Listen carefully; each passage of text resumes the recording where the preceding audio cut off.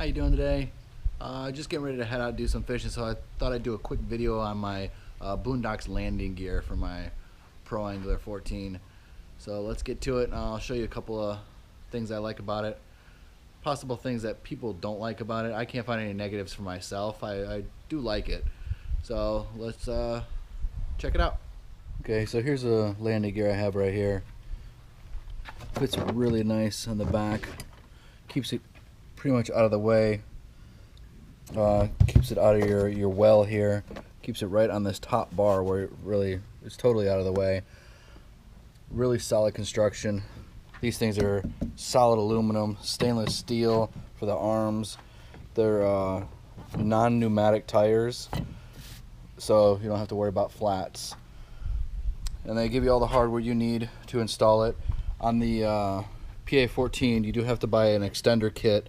It comes with this pole. It's a little shorter for most kayaks, but since the PA14 is so wide, you have to buy this extender kit to make it wide enough to fit on here. And it comes with little spacers that go underneath the H-rail to raise it up, because it is a pretty tight tolerance underneath here.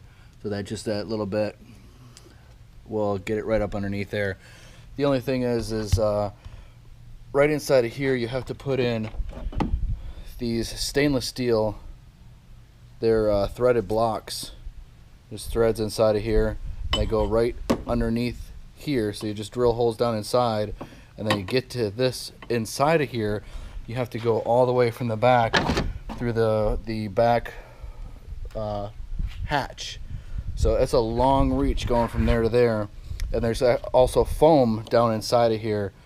So what I found the best way, I mean, there's a couple different places I was looking around online, and I found you just take a piece of copper line and you jam it through and you bend it underneath.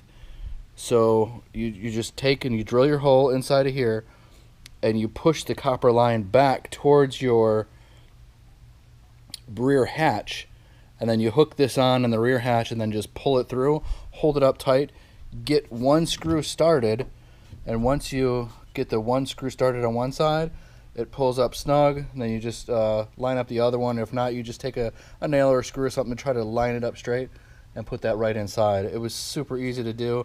I would say total about 45 minutes to install, so it's not that big a deal. If you're a DIY guy, it's worth trying it out for yourself, but if you're not, definitely get some help or have somebody install it for you. But like I said, it's booneDOX landing gear. Amazing system. And what they do is see, it keeps your wheels right up out of the way. And all you do is loosen up this thumb screw, and then the landing gear slides out. You don't have to pull it all the way out, but you see there's, oh no, actually you don't see, there's little notches inside where these line up.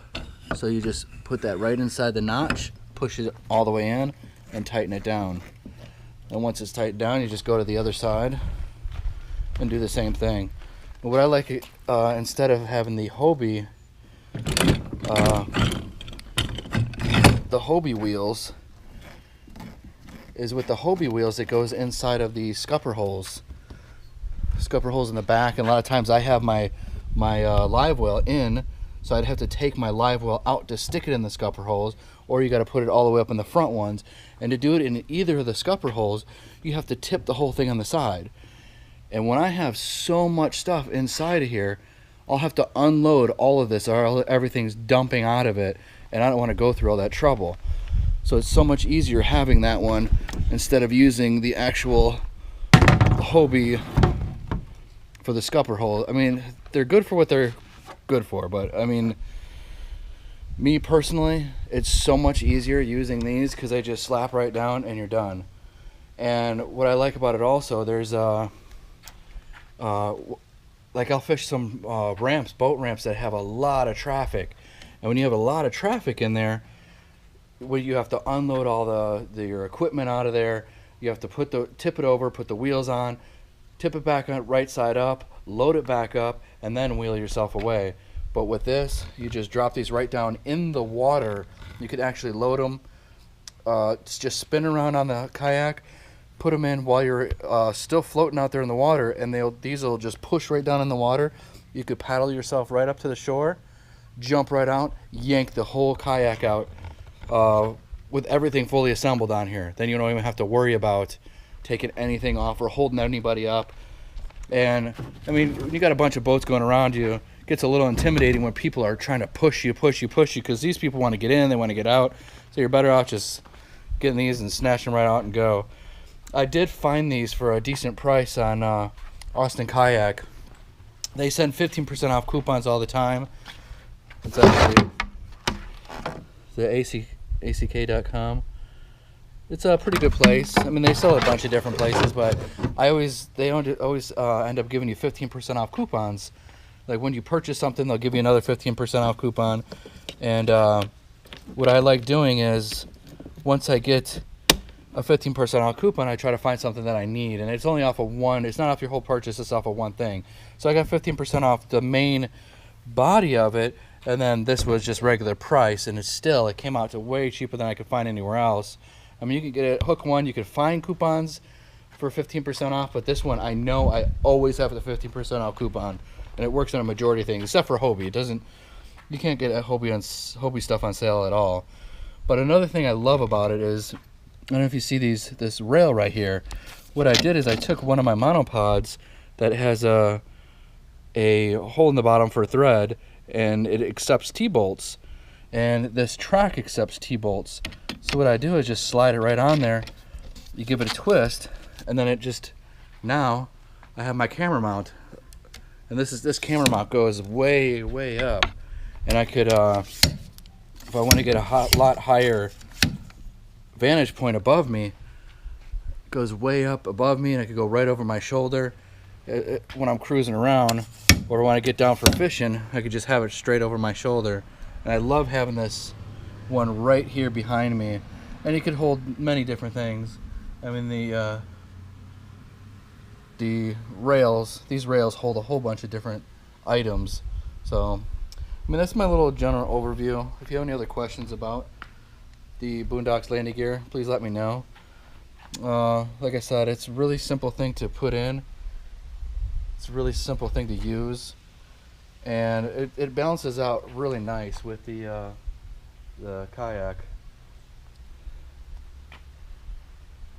I mean, this is a heavy kayak anyways, and I put a lot of heavy stuff in it, so it makes it easy utilizing this system. I hope I answered any of your questions that you had if you were planning on purchasing a booneDOX landing gear. I know it works on several kayaks, and I've heard a lot of good things about them working on several different kayaks. But if you have any other questions, just leave a comment down below, and I'll be happy to answer them as soon as I can get to them. So, like I said, any other questions, let me know. Have a great day. Tight lines. Bye. There's one thing while I was editing this video, I found that it would probably be some help if I showed you how I did connect the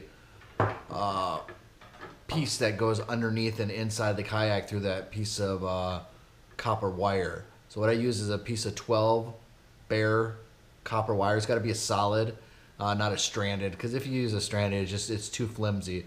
Let me get through and I'll show you how this is done. Okay, listen, let me show you how this is done. This is the actual piece of copper wire that I did use during the assembly of the booneDOX landing gear.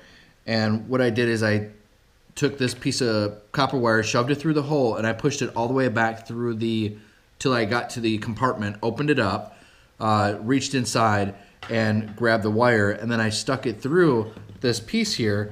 And then on the bottom, all I did was I gave it a little twist just to get it flat.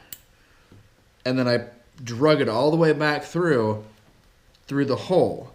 And then when you pull on the hole tight, what it does is it keeps it flat, and you're able to keep it flat up against the bottom of the plastic.